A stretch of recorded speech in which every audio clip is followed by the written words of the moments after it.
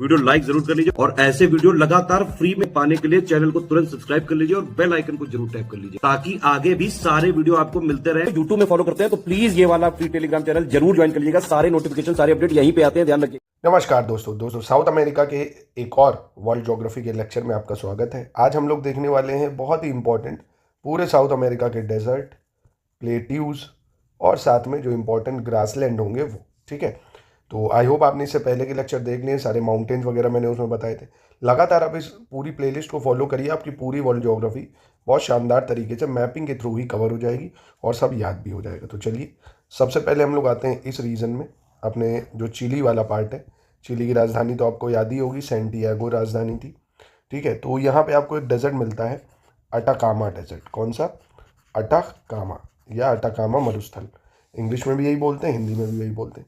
अब देखिए मेनली ये चिली में पड़ता है। कौन से देश में है ये? मेनली चिली में, पर कुछ भाग इसका जो है वो आपको देखने को मिलेगा थोड़ा सा अर्जेंटीना में भी, थोड़ा सा अगल बगल है तो बोलीविया तक भी हल्का फुल्का जाएगा और पेरू तक भी। तो अगर एग्जाम में पूछे कहाँ पे है, सिर्फ ऑप्शन चिली हो तो आप ये टिक करेंगे। और अगर आपको ऑप्शन में ये भी दिया हुआ है थोड़ा सा अर्जेंटीना, बोलीविया और पेरू, तो हल्का फुल्का ये यहाँ तक भी थोड़ा बहुत तो आ ही जाता है। ठीक है, इसकी एक खास बात यह है कि दुनिया का सबसे शुष्क मरुस्थल है। शुष्क मतलब ड्राई डेजर्ट है। ड्राई डेजर्ट क्यों ड्राई डेजर्ट है? क्योंकि अभी ओशन करंट में आपको पढ़ाऊंगा मैं आपको कि यहाँ पे जो है कोल्ड करंट है। कोल्ड मतलब ठंडा जो करंट होता है, पानी, ठंडी जलधारा है, जिसको हम बोलते हैं हम्बोल्ट करंट। बहुत फेमस एक हम्बोल्ट करंट है, हम्बोल्ट ओशन करंट। अब ये सब भूल जाओ, आगे हम लोग इसको पढ़ेंगे। अभी आप इतना याद रखो, यहाँ गर्म ठंडी जलधारा है। अब ठंडा पानी होने की वजह से क्या होता है ना, अब एक गर्म पानी है एक ठंडा पानी है। आपने देखा होगा जब मम्मी पानी गर्म करती है, उबालती है, तो उससे भाप निकलती है ना, तो गर्म पानी से इवोपरेशन होता है। इवोपरेशन होता है तो क्या होता है भाई, बारिश ज़्यादा होगी। और ये ठंडा पानी है, इवोपरेशन होता नहीं है तो ड्राई हो जाता है वो। तो इसलिए ये मरुस्थल कैसा है? दुनिया का सबसे ड्राई या शुष्क मरुस्थल है। और आप इससे पहले यहाँ पढ़ चुके हो, यहाँ पे एंडीज पर्वतमाला भी है। ठीक है, तो ये हो गया आपका। इसके बाद हम लोग आ जाते हैं इधर। ये इधर तो आपने एंडीज पढ़ी है। इधर आपका एक डेजर्ट पड़ता है इस जगह अर्जेंटीना में, आपके पेटागोनिया डेजर्ट। कौन सा? Patagonia desert. तो यहाँ पे है आपका पेटागोनिया डेजर्ट। अब देखिए इसमें एक चीज़ ये भी पूछ सकता है, ये यहाँ से जब मतलब हवा चलती है, बारिश होती है, तो ये इधर बारिश नहीं हो पाती है। ये क्या है? रेन शेडो एरिया में आ जाता है। रेन शेडो मतलब वृष्टि छाया। रेन शेडो यानी वृष्टि छाया। वृष्टि छाया क्या होती है इसको समझ लीजिए, कई बार एग्जाम में पूछ लेता है। जैसे ये पहाड़ है, अब हवा जो है बादल यहीं से टकरा के इधर ही बारिश करा देगा, इधर कराएगा नहीं, तो ये क्या हो जाएगा? रेन शैडो एरिया हो जाता है ना। या इसको आप क्या बोलते हैं? लीवर्ड साइड भी बोलते हैं हिंदी में, इंग्लिश में लीवर्ड साइड बोलते हैं। विंडवर्ड साइड ये होती है जहाँ पे हवा टकराती है ना। तो ऐसे भी पूछ सकता है पेटागोनिया डेजर्ट कहाँ है, लीवर्ड साइड या विंडवर्ड साइड? तो लीवर्ड साइड है ना, क्योंकि इधर पहाड़ है, इधर बारिश होती नहीं है, इसलिए इधर पे है। ठीक है, तो फिलहाल आप इतना भी याद रखोगे तो भी काम चल जाएगा कि पेटागोनिया डेजर्ट कहाँ पे है? अर्जेंटीना में है। ठीक है, एंडीज पर्वतमाला के इस तरफ पड़ता है। कहाँ पे? पूरब में। ठीक है, अर्जेंटीना में। और इधर अटाकामा डेजर्ट हो गया आपका।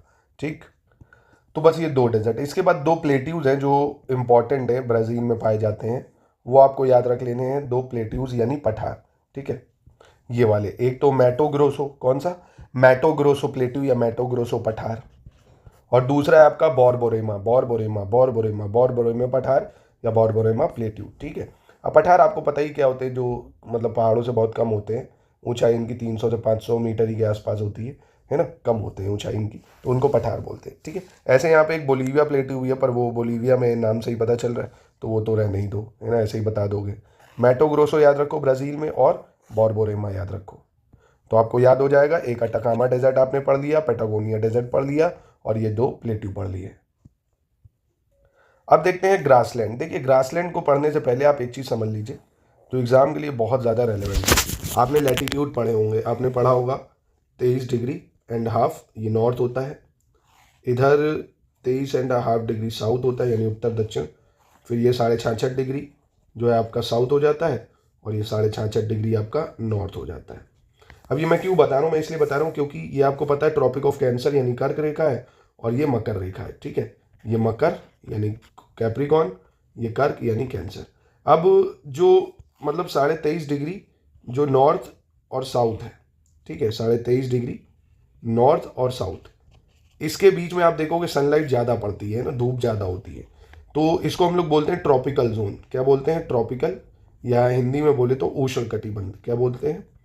उष्ण कटिबंध, उष्ण कटिबंध या ट्रॉपिकल जोन। अब यहाँ पे क्या होता है, यहाँ पे धूप ज़्यादा होती है, तो यहाँ धूप ज़्यादा होगी तो पेड़ पौधे ज़्यादा ऊंचे ऊंचे होते हैं, तो घास के मैदान जो होंगे बहुत ऊंचे ऊंचे होंगे। और ये जो 23 के ऊपर का एरिया होता है ना, उत्तर या दक्षिण दोनों में, उसको टेम्परेट बोलते हैं या शीतोष्ण बोलते हैं। टेम्परेट या शीतोष्ण, हिंदी में क्या बोलते हैं? शीतोष्ण।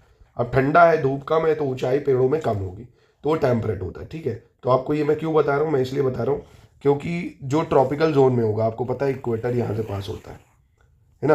एक सेकेंड, यहाँ से इक्वेटर पास होता है, इक्वेडोर, कोलंबिया, ब्राज़ील से। तो यहाँ से इक्वेटर पास होता है, तो 23.5 डिग्री नॉर्थ और 23.5 डिग्री साउथ, इसके बीच में जितने घास के मैदान होंगे वो कैसे होंगे? ऊंचे ऊंचे होंगे, ट्रॉपिकल ग्रास होगी। क्योंकि पूछ लेता है ये ट्रॉपिकल है मतलब उष्ण कटिबंधीय है या शीतोष्ण है, तो इसलिए मैं इसको बता रहा हूँ। ठीक है, तो सबसे पहले हम लोग वेनेजुएला में घास का मैदान है, लानोस घास का मैदान। क्या है? लानोस।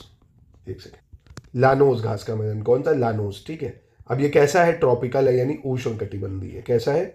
उष्ण कटिबंधीय या ट्रॉपिकल है। ठीक है, तो याद रखना भाई। क्यों? क्योंकि देखो 23.5 डिग्री नॉर्थ के पास है। कहाँ पे है? वेनेजुएला में। कहाँ पे? वेनेजुएला में। ठीक है, इसके बाद हम लोग नीचे आते हैं अर्जेंटीना में। यहाँ पे बहुत फेमस पैम्पास ग्रासलैंड है। कौन सा?